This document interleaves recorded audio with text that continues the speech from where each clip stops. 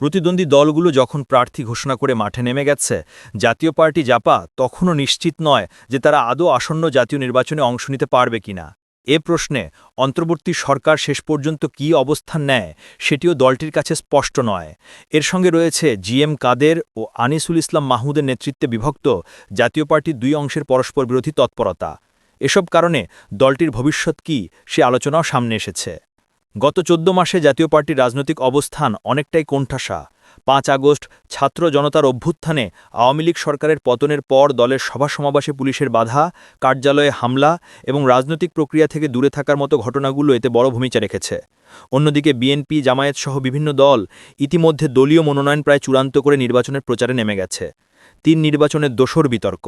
বিগত ৩টি জাতীয় নির্বাচন ২০১৪, ২০১৮ ও ২০২৪-এ জাতীয় পার্টি আওয়ামী লীগ সরকারের সুবিধাভোগী বা ফ্যাসিবাদের দোসর হিসেবে সমালোচিত হয়েছে। এ দায় তারা এড়াতে পারছে না। ফলে ফ্যাসিবাদের দোসর এই তকমা দলটির রাজনৈতিক বিশ্বাসযোগ্যতা গভীরভাবে ক্ষতিগ্রস্ত করেছে। এ সুযোগে জামায়াতে ইসলামী, জাতীয় নাগরিক পার্টি এনসিপি, ইসলামী আন্দোলন ও গণ অধিকার পরিষদ প্রকাশ্যেই চাচ্ছে জাতীয় পার্টি যেন নির্বাচন করার সুযোগ না পায়। তবে নির্বাচনের তফসিল ঘোষণার পর পরিস্থিতি অনুকূল বা প্রতিকূল যাই হোক, দলটির উভয় অংশে নির্বাচনে অংশ নিতে চায়। এক্ষেত্রে জিএম কাদেরের নেতৃত্বাধীন অংশটি এককভাবে আর আনিসুল ইসলাম মাহমুদের অংশটি জোটগত ভোটে বেশি আগ্রহী। এ বিষয়ে আনিসুল ইসলাম মাহমুদ প্রথম আলোকে বলেন, আমরা কিছু সমমনা দলের সঙ্গে কথা বলছি। এটা এখনও সিদ্ধান্তে পৌঁছানোর মতো কিছু হয়নি, দেখা যাক কি হয়। তবে এখন পর্যন্ত জাতীয় পার্টির জন্য যে পরিবেশ পরিস্থিতি, তাতে নির্বাচনে অংশ নেওয়ার সুযোগ কতটা পাবে তা নিয়ে নেতাদের মধ্যে বেশ সংশয় আছে। এ বিষয়ে জিএম কাদের প্রথম আলোকে বলেন, পরিস্থিতি যাই হোক, আমাদের হয় নির্বাচন করতে হবে, না হয় ঠেকানোর চেষ্টা করতে হবে। আমরা এককভাবে নির্বাচন করার চেষ্টা করব, কারো সঙ্গে মৌখিক সমঝোতাও করতে পারি। জানা গেছে, পরিস্থিতি নজরে রেখে জাতীয় পার্টির দুই পক্ষই ভোটে থাকার জুৎসই উপায় খুঁজছে। নেতাদের ধারণা জোটের মাধ্যমে ভোটে গেলে তাদের আসন সম্ভাবনা বেড়ে যেতে পারে। তবে এসব সিদ্ধান্ত নির্ভর করছে নির্বাচনের তফসিল ঘোষণার পর রাজনৈতিক পরিবেশ কতটা স্থিতিশীল হয়। এই মুহূর্তে জাতীয় পার্টির প্রধান সংকট হচ্ছে নেতৃত্ব ও প্রতীক নিয়ে অভ্যন্তরীণ বিভাজন। জিএম কাদেরের নেতৃত্বাধীন অংশ এবং আনিসুল ইসলাম মাহমুদের নেতৃত্বে সাম্প্রতিক কাউন্সিলে গঠিত অপর অংশ উভয়ে নিজেদের মূল জাতীয় পার্টি দাবি করছে। দুই পক্ষের দূরত্ব এখন এমন পর্যায়ে পৌঁছেছে যে প্রতীক জাতীয় পার্টি নিয়ে নির্বাচন কমিশনে পাল্টাপাল্টি আবেদন পড়েছে। প্রতীক বরাদ্দ ইস্যুতে এবার আদালতেরও দ্বারস্থ হতে প্রস্তুতি নিচ্ছেন আনিসুল ইসলাম মাহমুদরা। সব মিলিয়ে নির্বাচনের ঠিক আগে জাতীয় পার্টির অভ্যন্তরীণ বিভাজন ও রাজনৈতিক অনিশ্চয়তায় দলটির জন্য গভীর এক সংকটের তৈরি করেছে। অবশ্য জিএম কাদের দলের এই বিভাজনকে কোনো সমস্যা মনে করছেন না। তিনি প্রথম আলোকে বলেন, জাতীয় পার্টি আমার নামে নিবন্ধিত, নির্বাচন কমিশনের ওয়েবসাইটেও সেটি আছে। এখন জাতীয় পার্টির নামে কেউ আবেদন করলেই প্রতীক পেয়ে যাওয়ার সুযোগ নেই। সংশ্লিষ্ট ব্যক্তিরা বলেন, দলের নেতৃত্ব নিয়ে, প্রতীক নিয়ে নানা রকম সংকট জাতীয় পার্টির সাংগঠনিক দুর্বলতাকে প্রকট করে তুলেছে। দীর্ঘদিন ধরে সংগঠন দুর্বল, মাঠে তৎপরতা নেই, নেতৃত্বের বিভাজন দলটির রাজনৈতিক ভবিষ্যৎ জটিল করে তুলেছে। সরকারের উপেক্ষা। অন্তর্বর্তী সরকার শুরু থেকেই জাতীয় পার্টিকে উপেক্ষা করে যাচ্ছে। সংস্কার নিয়ে রাজনৈতিক দলগুলোর সঙ্গে জাতীয় ঐক্যমতে কমিশনের যে কয়েক দফা সংলাপ হয়েছে, তাতে দলটিকে আমন্ত্রণই জানানো হয়নি। নির্বাচন কমিশনও নিবন্ধিত দল হিসেবে তাদের ডাকেনি। ২ দশক আগে ক্ষমতা সরিষ থাকলেও এখন জাতীয় পার্টি রাষ্ট্রের গুরুত্বপূর্ণ ফোরামগুলো থেকে প্রায় বাদ পড়া একটি দল। এমন বাস্তবতা নেতাদের কাছে অস্বস্তিকর।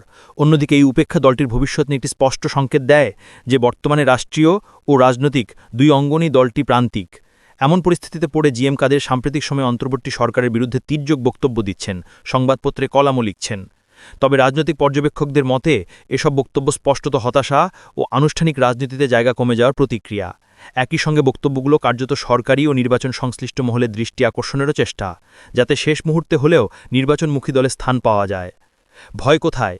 ইতিমধ্যে সরকার প্রধান জানিয়েছেন, কার্যক্রম নিষিদ্ধ আওয়ামী লীগ নির্বাচনে অংশ নিতে পারবে না। আওয়ামী লীগের মিত্রজোট ১৪ দলের শরিক দলগুলো কোণঠাসা হয়ে আছে, তাদেরও রাজনৈতিক কার্যক্রম নেই। অন্যদিকে জামায়াত, এনসিপি, ইসলামী আন্দোলন সহ কয়েকটি দল প্রকাশ্যেই দাবি তুলেছে, ফ্যাসিবাদীর দোসর জাতীয় পার্টি যেন নির্বাচন করার সুযোগ না পায়। ফ্যাসিবাদীর দোসর এটাকে রাজনৈতিক গালি বলে মন্তব্য করেন জাতীয় পার্টির একাংশের মহাসচিব এবিএম রুহুল আমিন হাওলাদার। তিনি আওয়ামী লীগ ও জাতীয় পার্টিকে নির্বাচনের বাইরে রাখার পরিণতি সম্পর্কে প্রথম আলোকে বলেন, এভাবে যদি আবারও একটি একতরফা নির্বাচন হয় এবং তাতে যারা ক্ষমতায় আসবে, ভবিষ্যতে তাদেরকেও যদি পতন হয়, তখন যারা এই নির্বাচনে অংশ নিয়েছিল তাদেরকেও তো দোসর বলা হবে। সুতরাং এটা পলিটিক্যাল গালি হিসেবেই থাকবে। রাজনীতি সংশ্লিষ্ট ব্যক্তিরা মনে করছেন, জামায়াত সহ যেসব দল নির্বাচনে জাতীয় পার্টির অংশগ্রহণের বিরোধী, তাদের রাজনৈতিক লক্ষ্য রয়েছে। সেটি হচ্ছে, আওয়ামী লীগের অবর্তমানে জাতীয় পার্টি যদি নির্বিঘ্নে নির্বাচন করার সুযোগ পায়, তাহলে আওয়ামী লীগের ভোটের বড় অংশ তাদের পক্ষে যেতে পারে। এ বিষয়ে জিএম কাদের প্রথম আলোকে বলেন, যারা বিভিন্নভাবে এই সরকার সময় নির্যাতিত, তারা আমাদের সমর্থন দেবে। আওয়ামী লীগ ও সংখ্যালঘুদের সমর্থনও পাবো বলে আমরা বিশ্বাস করি। তবে নির্বাচনে অংশগ্রহণের ইচ্ছা, প্রার্থী ঠিক করার চেষ্টা চললেও এবার বড়ি পরিস্থিতির কারণে দলের পুরনো ও পরিচিত প্রার্থীরাও মাঠে নামতে পারছেন না। আইন শৃঙ্খলা রক্ষাকারী বাহিনী সমস্যা সৃষ্টি করছে। পরিস্থিতি বিবেচনায় নতুন প্রার্থীরাও সাহস পাচ্ছেন না।